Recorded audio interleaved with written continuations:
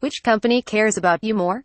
Apple or Facebook? Last week, Apple CEO Tim Cook raised eyebrows when he suggested that Facebook's whole business model was flawed for prioritizing advertisers over actual users. "I wouldn't be in this situation," Cook said in comments weighing in on the Cambridge Analytica scandal engulfing Facebook. Apparently, the criticism didn't sit well with Mark Zuckerberg, who has decided to hit back.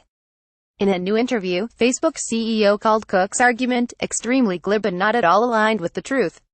"If you want to build a service which is not just serving rich people, then you need to have something that people can afford," he said in an interview with Vox Media published on Monday. The verbal jabs revolve around Facebook's business model, which is built off your data to craft targeted ads. Unfortunately, the company's data mining processes can be abused. Last month, news emerged that 50 million Facebook users had their personal details transferred to a UK political consultancy called Cambridge Analytica without their consent, sparking a firestorm of criticism against the social media giant. Apple's CEO has also been alarmed by the privacy abuse.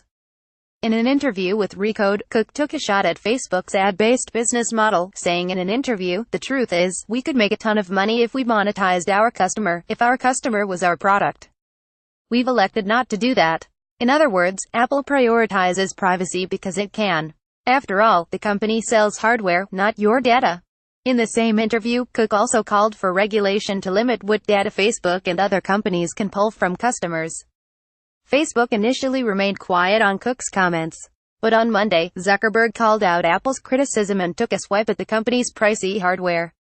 "I think it's important that we don't all get Stockholm Syndrome and let the companies that work hard to charge you more convince you that they actually care more about you. Because that sounds ridiculous to me," he said. Facebook CEO made the comments as he tries to restore trust in the company. Zuckerberg is promising a privacy policy revamp, but bad news continues to mar the platform's reputation.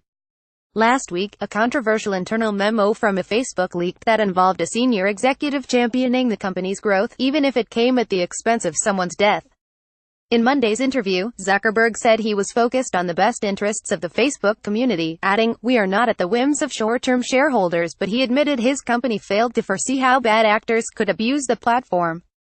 "When we started, we thought about how good it would be if people could connect, if everyone had a voice. Frankly, we didn't spend enough time investing in, or thinking through, some of the downside uses of the tools," he said. To address the problems, Zuckerberg said he's focusing on making Facebook more transparent. "I think we will dig through this hole, but it will take a few years," he added. This article originally appeared on PCMag.com.